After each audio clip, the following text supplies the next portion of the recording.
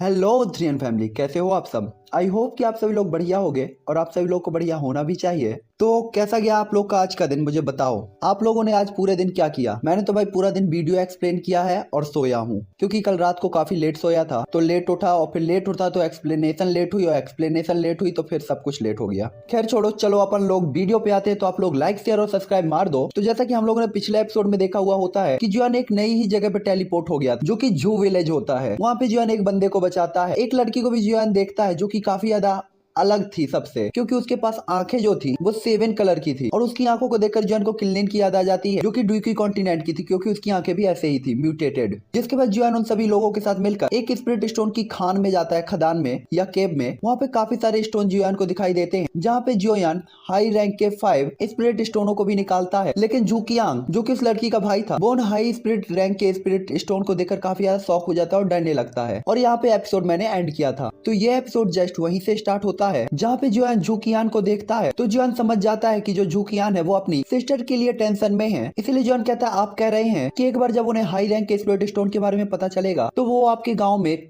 कब्जा कर लेंगे, लेकिन जब तक आप उन्हें नहीं बताएंगे तो उन्हें कैसे पता चलेगा। ये सुनकर जूकियांग जियोयान की तरफ देखता है और कहता है, जब तक आप हमारी इस प्रॉब्लम से निकलने में हेल्प कर सकते हैं, मैं आपको ये 5 स्पिरिट स्टोन दे दूंगा। ये सुनकर जियोयान कहता है, क्या तुम्हें डर नहीं लगता कि तुम्हारे गाँव वाले तुम्हें क्या कहेंगे। ये सुनकर वो बंदा तुरंत ही कहता है, जब तक मैं केयर को अपने पास रख सकता हूँ, मुझे किसी और बात की कोई भी चिंता नहीं है। और जब तक मिस्टर आप किसी को भी नहीं बताते तो मुझे नहीं लगता कि किसी को पता चलेगा कि इस केव के अंदर हाई रैंक के स्पिरिट स्टोन भी हैं। इस टाइम पे जूकियान को गांव वालों की बिल्कुल भी चिंता नहीं होती, उसे सिर्फ अपनी बहन की फिक्र होती है। उसकी बात को सुनकर जियोयान तुरंत ही कहता है, ठीक है, इसके लिए मैं आपको धन्यवाद देता हूँ। हालांकि मेरे पास 5 हाई रैंक के स्पिरिट स्टोन है, तो कैसा होगा अगर इसमें से एक मैं आपके लिए छोड़ दूं। अगर और कुछ नहीं तो इसे आप अपनी कल्टीवेशन को बढ़ाने के लिए यूज कर सकते हैं, और अगर फ्यूचर में कुछ होता है तो आप किसी को अपनी हेल्प के लिए इसका यूज कर सकते हैं। और इसके बाद जियोयान बिना किसी हिचकिचाहट के 4 स्पिरिट स्टोन अपनी स्टोरेज रिंग में और एक जूकियांग को दे देता है। ये देखकर वो तुरंत ही कहता, सर ये हाई रैंक स्पिरिट स्टोन मैं। तो जियोयान कहता, बस इसे धन्यवाद के तौर पर रखो, मेरे पास 4 काफी हैं। साथ ही साथ मैं देख सकता हूँ कि आप काफी ज्यादा टैलेंटेड है, ये लेकिन ये सिर्फ इसलिए है कि आपके पास खेत कल्टीवेशन के रिसोर्सेज अच्छे नहीं है। तो ये स्पिरिट स्टोन आपके लिए एक चांस क्रिएट कर सकता है। जिसके बाद जियोयान कायर की तरफ देखते हुए कहता है, मैं देख सकता हूँ कि इस लड़की का कल्टीवेशन भी काफी अच्छा है, मतलब टैलेंट काफी अच्छा है, लेकिन उसने अब तक कल्टीवेशन नहीं किया है। ऐसा शायद इसलिए होना चाहिए क्योंकि उसके पास कल्टीवेशन की कोई डू टेक्निक नहीं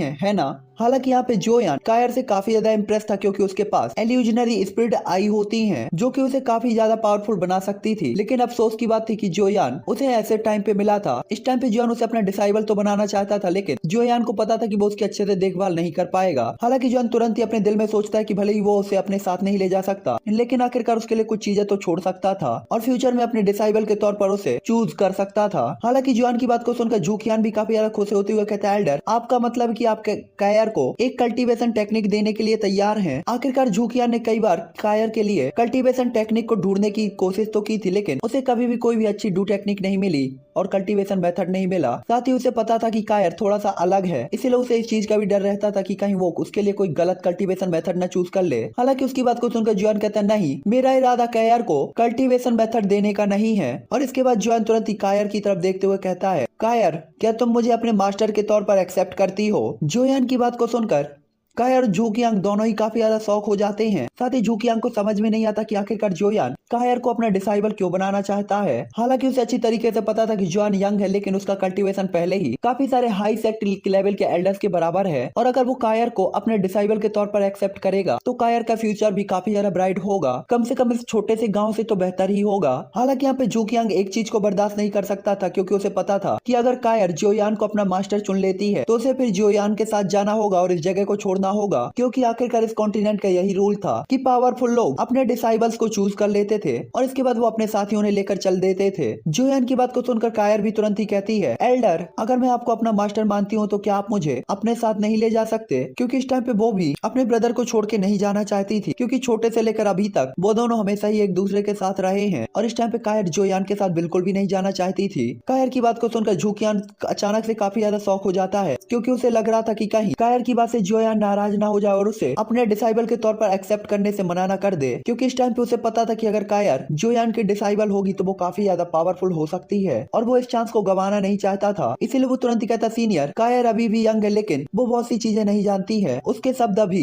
तभी जोयान स्माइल करते हुए कहता है, हाँ हाँ ठीक है, आपको और कुछ कहने की जरूरत नहीं है। जूकियान कुछ कह पाता कि तभी जोयान एक काफी क्यूट सी स्माइल के साथ उसे रोक देता है, जो देखकर वो शौक होता है कि कहीं जोयान कायर को अपने डिसाइबल के तौर पे एक्सेप्ट ना करने के लिए बहाना तो नहीं ढूंढ रहा। जोयान की बात को सुनकर कायर भी थोड़ा सा उदास दिखाई देती है। तभी जोयान कहता है, दरअसल मेरा भी यही इरादा है, कुछ पर्सनल रीजंस के कारण मैं अब कायर को अपने साथ नहीं ले जा सकता, इसीलिए कायर यहाँ पे रह सकती है, तुम्हारे साथ मैं थोड़ा सा टेंशन फ्री भी हो सकता हूँ। जोयान की बात को सुनकर कायर और जूकियांग दोनों ही काफी ज्यादा शौक होते हैं। उसे भरोसा नहीं होता कि जोयान कायर को उससे दूर नहीं ले जाना चाहता। ये देखकर कायर तुरंत ही स्माइल करते हुए कहती है, इसके लिए आपका बहुत बहुत धन्यवाद एल्डर। हालांकि तभी जूकियांग कायर की तरफ एक इशारा करता है, जो देखकर कायर तुरंत ही अपने वर्ल्ड को बदल देती है और कहती है, आपके हेल्प के लिए धन्यवाद मास्टर। ये सुनकर जोयान तुरंत ही स्माइल करता है और उसके बाद कहता है, हालांकि आप मेरे डिसाइबल हैं लेकिन आप केवल मेरे नाम के डिसाइबल हैं। मेरे डिसाइबल के लिए मेरी कुछ रिक्वायरमेंट्स हैं जो बहुत ज्यादा हैं, और अगर आप मेरी डिसाइबल बनना चाहती हैं तो आपको अपनी फुल पावर को दिखाना होगा। क्या आप समझती हैं मैंने क्या कहा? जोयान की बात को सुनकर कायर काफी ज्यादा शौक होती है और थोड़ा सा नर्वस भी फील करती है, क्योंकि उसने आज तक कल्टीवेशन किया ही नहीं था, तो भला वो अपनी पावर कैसे शो कर सकती थी। लेकिन इस टाइम पे जूकियांग काफी ज्यादा खुश दिखाई दे रहा होता है, क्योंकि उसे पता था कि जोयान कायर को एक तरह का दबाव दे रहा है, जो कि एक मोटिवेशन के तौर पर होगा, और वो अपने मास्टर को खुश करने के लिए लगन से और कड़ी मेहनत के साथ अपना कल्टीवेशन करेगी। आखिरकार हर डिसाइबल यही चाहता है कि उसका मास्टर उसके ऊपर प्राउड करे, और ये देखने के लिए वो हमेशा ही काफी ज्यादा मेहनत करता है, जिसका मतलब था कि कायर को भी हार्ड वर्क करना चाहिए ताकि वो जोयान की इनर डिसाइबल बन सके फ्यूचर में। तभी कायर भी जोयान की तरफ देखते हुए कहती है, मास्टर मुझे आपका इनर डिसाइबल बनने के लिए किस टाइप के कल्टीवेशन की जरूरत है? इस टाइम पे वो एक उम्मीद के साथ जोयान को देख रही होती है कि जोयान की रिक्वायरमेंट कुछ ज्यादा नहीं होंगी, लेकिन वो अभी भी टेंशन में रहती है कि आखिरकार क्या वो उन रिक्वायरमेंट को फुलफिल कर पाएगी या नहीं। हालांकि उसकी बात को सुनकर जोयान स्माइल करते हुए कहता है, ठीक है, तुम्हें अपने कल्टीवेशन पे कड़ी मेहनत करनी चाहिए। कायर जब तुम मेरे इनर डिसाइबल बनने की रिक्वायरमेंट को पूरा कर लोगी तो मैं तुमसे मिलने फिर आऊंगा। और इसके बाद हमारे टर्की के हाथ में एक स्क्रोल दिखाई देता है, जो कि वो कायर की तरफ बढ़ाते हुए कहता है, ये आपके लिए है। जिसके बाद जोयान तुरंत ही कहता है, मैं देख सकता हूँ कि तुम्हारा एट्रीब्यूट लकड़ी है, इसीलिए ये वुड एट्रीब्यूट का कल्टीवेशन मेथड है जो कि तुम्हारे लिए सबसे अच्छा होगा। साथ ही साथ आपको मैं बताना चाहता हूँ कि इसका जो पिछला ओनर था वो सोर्स एंसेस्टर लेवल का एक्सपर्ट था। एंसेस्टर लेवल बहुत हाई लेवल है। इस टाइम पे जोयान स्माइल करते हुए हेम्यू के बारे में ही बता रहा होता है, क्योंकि जोयान ने ये कल्टीवेशन मेथड हेम्यू की रिंग में ही पाया था, जो कि हाई रैंक का स्पिरिट क्लास डुइक्यू मेथड होता है। और इस डुइक्यू मेथड पे पूरी तरीके से मास्टर कर लेने के बाद ये एक इंटेंट क्लास डुइक्यू मेथड के बराबर ही होगा। और साथ ही साथ ये स्पिरिचुअल जिनसेन ट्राइब का कल्टीवेशन मेथड था, जो कि वुड एट्रीब्यूट का था। और जिनसेन स्पिरिचुअल ट्राइब सबसे पावरफुल वुड एट्रीब्यूट की ट्राइब थी, तो ये कहने की बात ही दूर थी कि वुड एट्रीब्यूट का इससे बेहतर कोई कल्टीवेशन मेथड हो सकता है। जोयान की बात को सुनकर तो जूकियांग की आंखों में सन्नाटा छा गया होता है। सोर्स एंसेस्टर लेवल का एक्सपर्ट बनने में कैपेबल होने के नाते वो ये समझ सकता था कि आखिरकार ये डुइक्यू टेक्निक कितनी ज्यादा खतरनाक होगी। हालांकि उसके बाद जोयान तुरंत ही अपने स्टोरेज रिंग को फ्लिप करता है, तो जोयान के हाथ में एक और स्टोरेज रिंग दिखाई देती है। इसमें काफी सारे वुड एट्रीब्यूट की डाउ स्किल्स थी, जो हेवन लेवल से लेके स्पिरिट लेवल तक की थी, और ये 10 प्लस होती हैं। इसके अलावा जोयान ने कायर के कल्टीवेशन के लिए एक हाई रैंक का स्पिरिट स्टोन भी रख दिया होता है, और ये जोयान ने अपने 4 हाई रैंक के स्पिरिट स्टोनों में से निकाला था। और इसके बाद वो दोनों लोग इस केव के इनर एरिया से तुरंत ही बाहर निकल जाते हैं। ये देखकर सभी लोग काफी ज्यादा रिस्पेक्टेड वे में जोयान को देखते हैं। उन्होंने देखा था कि वो सभी लोग इस केव के बाहर जा रहे हैं। हालांकि बाहर जाते हुए कायर काफी ज्यादा एक्साइटेड तौर पर जोयान की तरफ देखती है और कहती है, मास्टर ये डिसाइबल अभी भी आपका नाम नहीं जानती। तभी अपना टर्की स्माइल करते हुए कहता है, जोयान। जिसके बाद हमें जू फैमिली का गांव दिखाया जाता है, जहाँ पे जोयान बाहर मैदान में खड़ा था और वो अपने डिसाइबल को देखता है और थोड़ा सा उदास था। जिसके बाद जोयान जूकियांग की तरफ देखते हुए कहता है, उसकी देखभाल अच्छे से करना। और इसके बाद जोयान कायर की तरफ देखते हुए कहता है, लड़की याद रखो मैंने तुमसे क्या कहा था। मुझे उम्मीद है कि अगली बार जब मैं तुमसे मिलूंगा तो तुम मुझे सरप्राइज कर सकती हो। ये देखकर कायर तुरंत ही एक कमिटमेंट के साथ अपना सिर हिलाती है। अब चाहे ये खुद के लिए हो या अपने मास्टर के लिए, उसे जल्द से जल्द पावरफुल बनने की पूरी कोशिश करनी थी। ये देखकर जोयान तुरंत ही जूकियान और कायर को इग्नोर करता है और इसके बाद तुरंत ही आगे की तरफ उड़ जाता है, क्योंकि इस टाइम पे जोयान को इस चीज का आंसर चाहिए था कि वो इस टाइम पे कहाँ पर है। आखिरकार इसके बाद ही जोयान ये तय कर सकता था कि उसे आगे क्या करना है। जू फैमिली के गांव को छोड़ने के बाद जोयान को सिर्फ डेजर्ट ही डेजर्ट दिखाई देता है और जोयान का टारगेट प्रेजेंट टाइम पे एक सिटी को खोजना था। तभी एंसेस्टर जोयान की आवाज आती है, लड़के क्या तुम वास्तव में उस लड़की को उस गाँव में छोड़ने के लिए तैयार हो? ये सुनकर जोयान तुरंत ही कहता है, मैं क्या कर सकता हूँ? क्या मुझे उसे वास्तव में अपने साथ लाना चाहिए था? हालांकि मेरे पास पहले ही काफी सारी चीजें हैं और अगर मैं उन सभी प्रॉब्लम्स को सॉल्व करने से पहले कायर को अपने साथ लाता हूँ तो वो बिना किसी कारण के नुकसान में पहुंच जाएगी। साथ ही उसके पास एल्यूजनरी स्पिरिट आई है। मुझे डर है कि अगर घोस्ट हॉल के लोग उसे देख लेंगे तो वो उसे छोड़ेंगे नहीं, क्योंकि वो मुझे पकड़ना चाहते हैं। इसलिए मैं कायर को अभी अपने साथ नहीं रख सकता। घोस्ट हॉल वो क्या है छोटे साथी? एंसेस्टर जोयान तुरंत ही जोयान से पूछते हैं, क्योंकि वो अभी अभी जागे थे और उन्हें किसी चीज के बारे में पता नहीं था। ये देखकर जोयान मोटे तौर पर जोयान को तुरंत ही युआनवू कॉन्टिनेंट के बारे में सब कुछ बता देता है। ये देखकर एंसेस्टर जोयान तुरंत ही कहते हैं कि क्या तुम क्या कह रहे हो? गूक्लेन की उस लड़की को वे लोग ले गए। जोयान की बात सुनने के बाद जोयान को युआनवू कॉन्टिनेंट की अच्छी समझ हासिल हो चुकी थी, लेकिन जब उन्होंने सुना कि यूनर को घोस्ट हॉल के लोग ले गए हैं तो जोयान काफी ज्यादा अजीब तरीके से रिएक्ट करते हैं। आखिरकार यूनर का उनके दिल पर काफी अच्छा इफेक्ट था और कुछ भी हो वो गूक्लेन की यंग टैलेंट थी, गु युआन की और उनके फ्रेंड की बेटी थी और इसके बाद भी वो जोयान की वाइफ और उनके जो क्लेन की मेंबर थी। और इनमें से कोई भी एक पॉइंट ले लिया जाए तो ये पहले ही उन्हें नाराज करने के लिए काफी था। ये बताते हुए जोयान को भी काफी ज्यादा गुस्सा आ गया होता और उसकी बॉडी से किलिंग इंटेंट ऑरा रिलीज हो रहा था। हालांकि जोयान जल्दी खुद को कंट्रोल भी करता है, क्योंकि उसे पता था कि यह अभी नाराज होने का टाइम नहीं। इसके अलावा जोयान को यह भी पता था कि वो साउथ एशियन गॉड की जेड को ढूंढ रहे हैं और ये ठीक हुन क्लेन के जैसा ही है। और जोयान का मानना था कि जब तक वो जेड की पीस जोयान के पास है वो यूनर को कुछ भी नहीं करेंगे। तभी जोयान कहता है, मैं नहीं जानता कि यूनर उनके पास कैसे गई। इसके अलावा घोस्ट पैलेस से मैं बहुत फैमिलियर लगता हूँ, वो मेरे हर एक तरीके को जानते हैं। ऐसा लगता है कि वो हमेशा ही हमें अपनी निगरानी में रखते हैं। ये सुनकर जोयान तुरंत ही कहते हैं, जिस तरह मैं देखता हूँ आपके बारे में उनकी समझ केवल डुई कॉन्टिनेंट तक की ही होनी चाहिए, क्योंकि अगर उन्हें हर टाइम आपके बारे में पता होता तो मुझे लगता है वो आपको पहले ही पकड़ चुके होते। और इसके अलावा आपने जो कहा उस हिसाब से तो आपकी पावर को देखकर बेस्ट रीजन में शायद ही कोई होगा जो आपके साथ फाइट कर पाए, जिसका मतलब है कि उनके पास जो प्रॉफिट था वो अब धीरे धीरे कम होता जा रहा है और आप और भी खतरनाक होते जा रहे हैं। और इसके बाद जोयान तुरंत ही स्माइल करते हैं। हालांकि अब तक उनमें से किसी को भी घोस्ट हॉल के बारे में पूरी तरीके से नहीं पता था, लेकिन ये घोस्ट हॉल उनको कुछ हद तक एक ओल्ड फैमिलियर फीलिंग दिलाता था, जो कि हॉल ऑफ सोल का था। जोयान तुरंत ही कहते हैं कि ये घोस्ट हॉल कुछ हद तक हॉल ऑफ सोल की तरह ही काम कर रहा है। और इसके बाद वो एक दूसरे से ऐसे ही बात करने लगते हैं और उसी टाइम पे उन्हें एक सिटी भी दिखाई देती है, जो देखकर जोयान तुरंत ही खुश होता है, क्योंकि अब उसे पता चल सकेगा कि आखिरकार वो कहाँ पर है। इसीलिए जोयान जल्दी सिटी के अंदर जाता है, एंट्रेंस फीस के लिए कुछ स्पिरिट कॉइन देता है और सिटी के अंदर एंटर हो जाता है। सिटी के आसपास घूमने के बाद और काफी सारे एशियंट स्ट्रक्चर्स को देखने के बाद जोयान को कुछ जानकारी यहाँ से मिल जाती है, जिससे जोयान को पता चलता है कि ये नॉर्दर्न एरिया है। और ये जान के जोयान काफी ज्यादा चौंक जाता है कि तियानजू के टेलीपोर्टेशन फॉर्मेशन ने जोयान को नॉर्दर्न एरिया में टेलीपोर्ट कर दिया था। हालांकि जोयान थोड़ा सा हैरान था, लेकिन वो जल्दी खुद को शांत करता है, क्योंकि वो वैसे भी नॉर्थ एरिया की तरफ ही आना चाहता था। आखिरकार गुयू ने उसे बताया था कि हाई मोचेंग जो कि सी हार्ट फ्लेम है नॉर्थ एरिया में ही है। साथ ही यहाँ पे उनका एक स्कूल भी है जिसे बेई हाई कॉलेज कहा जाता है और वही जोयान कब नेक्स्ट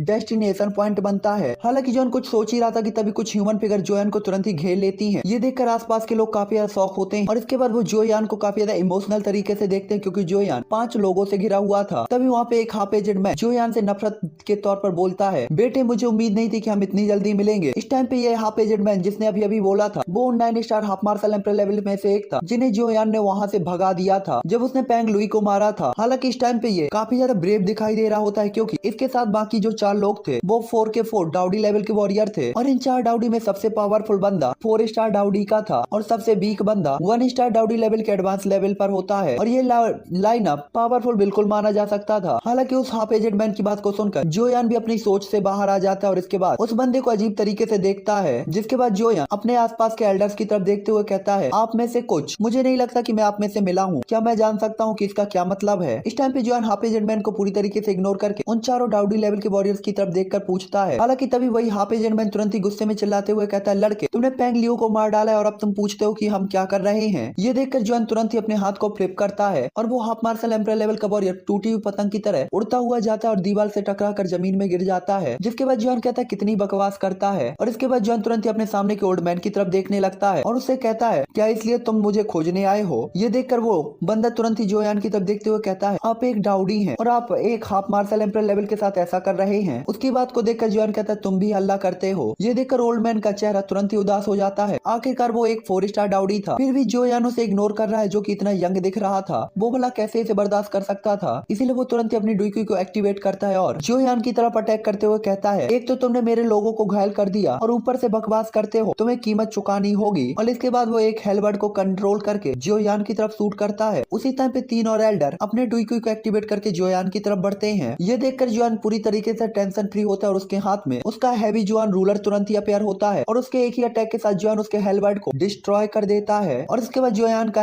हैवी जोयान रूलर पीछे की तरफ घूमता है और उन तीनों ओल्ड मैन को उड़ाता हुआ भेज देता है। अपने आप को पीछे हटता देखकर चारों डाउडी लेवल के वॉरियर्स का ऑरा पूरी तरीके से रिलीज होता है और वो इस टाइम पे जोयान को मारना चाहते थे। हालांकि इस टाइम पे जोयान इनसे फाइट इसलिए कर रहा होता है क्योंकि वो नहीं चाहता था इनका ध्यान जू विलेज पर जाए, क्योंकि कैर जोयान की डिसाइबल थी और जोयान नहीं चाहता था कि कैर को कोई देखे और उसके बारे में जानकर उसे कोई खतरा पैदा करे। इसीलिए जोयान चाहता था कि इनका सारा ध्यान उसके ऊपर हो, ना कि जू क्लेन के ऊपर, क्योंकि जू कबीले के लोग तो कैर के बारे में नहीं जानते थे। लेकिन इसका मतलब ये बिल्कुल भी नहीं था कि कोई भी नहीं जानता। और अगर कैर की आइडेंटिटी एक बार रिवील हो जाती कि उसके पास एल्यूजनरी स्पिरिट आई है तो उसे काफी परेशानी का सामना करना पड़ता, जो जोयान बिल्कुल भी नहीं देखना चाहता था। इसलिए जोयान अपने हैवी जोयान रूलर को पकड़ते हुए तुरंत उसकी पावर बढ़ा देता है और तुरंत ही उन चारों लोगों के चेस्ट में हैवी जोयान रूलर को पलक झपकते ही गड़ा देता है। और इसके बाद 4 स्टार डाउडी लेवल के वॉरियर की चेस्ट पे जोयान का हैवी जोयान रूलर 1 इंच तक जाता है और चारों तरफ ब्लड फैलने लगता है। जोयान के एक ही अटैक से वो ओल्ड मैन तुरंत ही खत्म हो जाता है तो 3 डाउडी लेवल के वॉरियर्स को मार देता है और इस टाइम पे केवल एक ही बंदा बचा था जो कि 4 स्टार डाउडी का था। तभी जोयान उसकी तरफ देखते हुए कहता है अगर मैं तुम्हें भी मार दूं तो भी मुझे कोई फर्क नहीं पड़ता, फेंग लियू के बारे में तो तुम भूल सकते हो। और इसके बाद जोयान तुरंत ही उसका गला पकड़कर ऊपर उठा देता है। ये देखकर वो बंदा तुरंत ही डरते हुए कहता है मैनेजर मुझे बचाओ। आखिरकार उसने जोयान की बॉडी के किलिंग इंटेंट ऑरा को फील कर लिया था। उसकी बात को सुनकर जोयान एक कोल्ड स्माइल करता है और तुरंत ही उसे रोड के सबसे डीपेस्ट एरिया पे देखता है जहाँ से एक पावरफुल ऑरा फील हो रहा था और एक ह्यूमन फिगर जोयान की तरफ आ रही थी। वो तुरंत ही कहती मिस्टर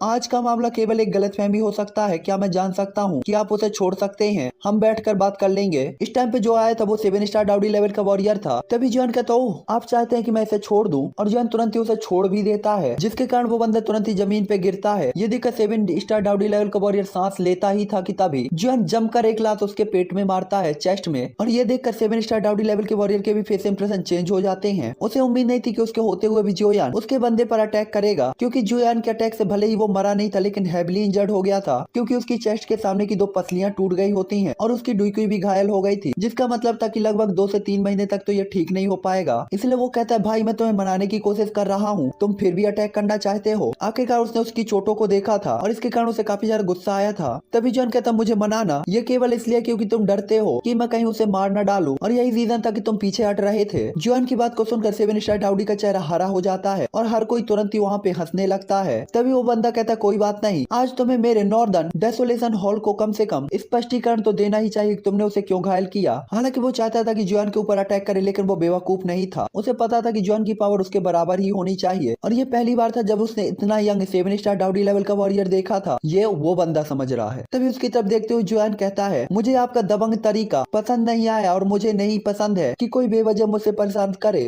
बेवजह मुझे परेशान करे। क्या ये स्पष्टीकरण के तौर पर माना जाएगा? ये सुनकर वो तुरंत कहता बच्चे तुम्हारी इतनी हिम्मत कि तुम नॉर्थ डेसोलेशन पैलेस के मामले में दखल दो। अगर तुम अपने फाउंडेशन के बारे में बता सकते हो जो कि पावरफुल हुआ तो मैं तुम्हें यहाँ से छोड़ सकता हूँ। तभी जोयान कहता जांच करने की कोई जरूरत नहीं है, मैं अकेला हूँ और मेरे पीछे कोई सेक्ट नहीं। अगर तुम्हें फाइट करनी है तो तुम बेझिझक आ सकते हो और हमला कर सकते हो। ये देखकर वो बंदा तुरंत ही गुस्से में चिल्लाते हुए कहता है ईगोफुल पर्सन, मुझे देखने दो कि तुम कितने पावरफुल हो। और इसके बाद वो एक ही झटके के साथ जोयान के ऊपर आ जाता है, जैसे कि वो एक ही अटैक से जोयान को मारना चाहता हो। हालांकि ये बंदा काफी ज्यादा ओल्ड लग रहा होता है, लेकिन इसकी पावर 7 स्टार डाउडी पर थी जो कि किसी को चौंका सकती थी। हालांकि उसके अटैक को देखकर जोयान बिल्कुल टेंशन फ्री खड़ा होता है और अपने राइट हैंड को घुमाता है, वो भी बिल्कुल प्यार से, और एक जोरदार टक्कर की आवाज आती है और वो 7 स्टार डाउडी लेवल का वॉरियर उड़ता हुआ काफी दूर तक जाता है और टक्कर की फ्लक्चुएशन से आसपास की दुकानें भी राख हो गई होती हैं। इस टाइम पे उस बंदे को पावर गैप तुरंत ही समझ में आ जाता है, जिसके बाद वो डरते हुए जोयान की तरफ देखता है और कहता है 8 स्टार डाउडी। उसे पता था कि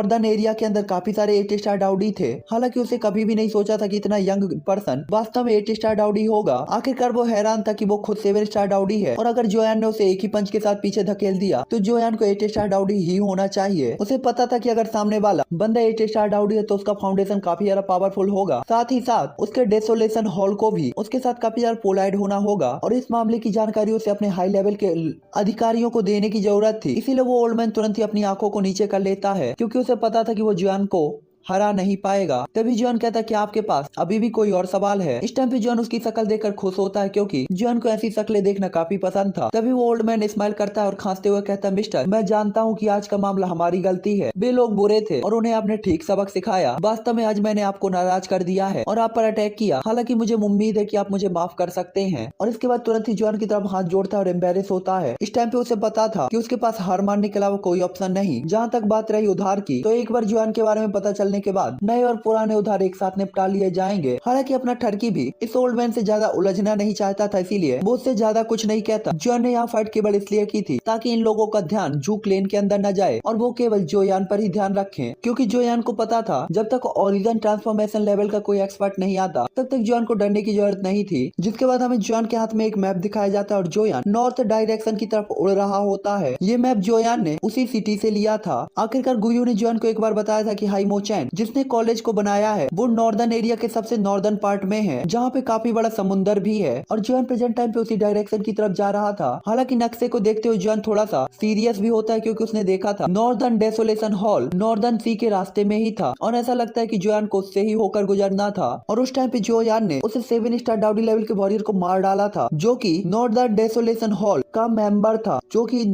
नॉर्थ एरिया का सबसे पावरफुल और बड़ा सेक्ट है। नॉर्दर्न डेसोलेशन हॉल एक ऊंचे माउंटेन रेंज के ऊपर बसा हुआ था और वो माउंटेन कुछ ऐसा था कि जैसे किसी ने उसे एक कुल्हाड़ी से 2 भागों में काट दिया हो। जिसके बाद हमें नॉर्दर्न डेसोलेशन हॉल का मेन हॉल दिखाया जाता है, जहाँ पैलेस मास्टर बैठकर आसपास के लोगों से बात करते थे। इस टाइम पे मेन हॉल पे येलो कलर के कपड़े पहने हुए एक half aged man old man घुटने टेके हुए था और उसका सिर नीचे होता है और उसके हाथ में एक टूटी हुई टैबलेट होती है और वो तुरंत ही कहता है, हॉल मास्टर अभी थोड़ी देर पहले ही एल्डर ली की सोल टैबलेट पूरी तरीके से टूट गई थी। और इसके बाद वो उस टैबलेट को आगे कर देता है। हालांकि इस टाइम पे सिंहासन पे कोई नहीं होता, लेकिन वो फिर भी काफी रिस्पेक्टेड तौर पर समझा रहा होता है कि क्या हुआ। तभी अचानक आवाज आती है कि आपको अभी भी ऐसे छोटे मोटे मामलों को मुझे बताने की जरूरत है। वो केवल 7 स्टार डाउडी था, अगर मुंह मर भी जाए तो ठीक है, उसकी मौत छोटी सी बात है। मेरे नॉर्दर्न डेसोलेशन हॉल की रिपुटेशन को ठेस नहीं पहुंचाई जा सकती। जाओ वेस्ट, ईस्ट और साउथ के सभी हॉल चीफ को कहो कि वो उसे ढूंढे जो जिसने ऐसा किया है और उसे मार डाले। मैं चाहता हूँ कि उसे पता चलना चाहिए कि नॉर्दर्न डेसोलेशन हॉल की रेपुटेशन पे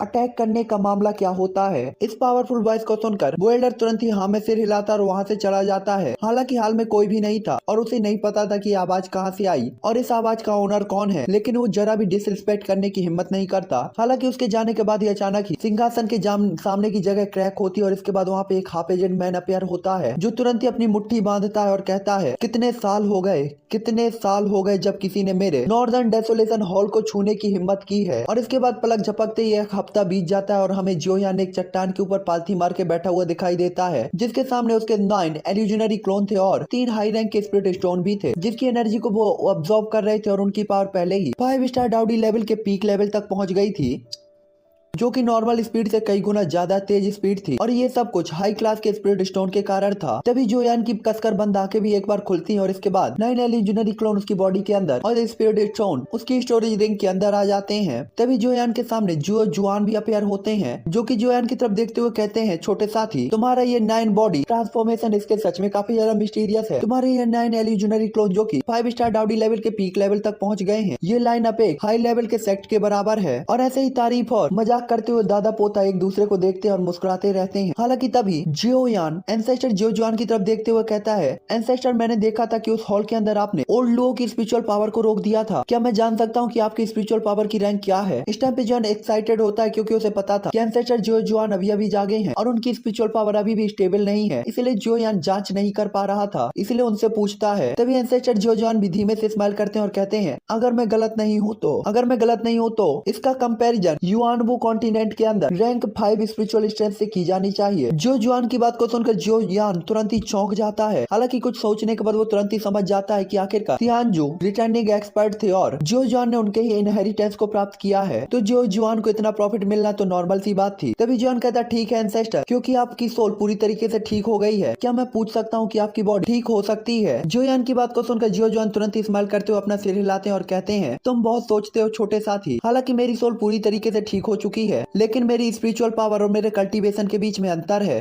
जिसके कारण नॉर्मल रिफाइनिंग मेथड से तुम मेरे लिए बॉडी रिफाइन नहीं कर सकते। आखिरकार तुम्हें मेरे लिए एक ऐसी बॉडी को रिफाइन करना होगा जो कि मेरी रैंक 5 की स्पिरिचुअल पावर को संभाल सके। उनकी बात को सुनकर जॉन शॉक होते हुए कहता है एक बॉडी जो कि रैंक 5 की एल्केमिस्ट की स्पिरिचुअल पावर का सामना कर सके, क्या इसका मतलब ये नहीं है कि कम से कम ओरिजिन ट्रांसफॉर्मेशन एक्सपर्ट लेवल की बॉडी की जरूरत होगी? और ये सोचकर ही जॉन काफी ज्यादा सीरियस हो जाता है, क्योंकि उसकी प्रेजेंट टाइम की फाइटिंग पावर 9 स्टार डाउडी की थी और एक ओरिजिन ट्रांसफॉर्मेशन लेवल के वॉरियर के बीच में और उसके बीच में धरती और आसमान के बराबर अंतर था। हालांकि भले ही ये मामला था, जुआन बिल्कुल भी निराश नहीं होता। आखिरकार उसके टीचर याओ लाओ की भी तो सेम ही कंडीशन थी, लेकिन अंत में उन्होंने जुआन ने उसके लिए बॉडी रिफाइन की थी और वो डाउसेंग लेवल तक भी बने थे।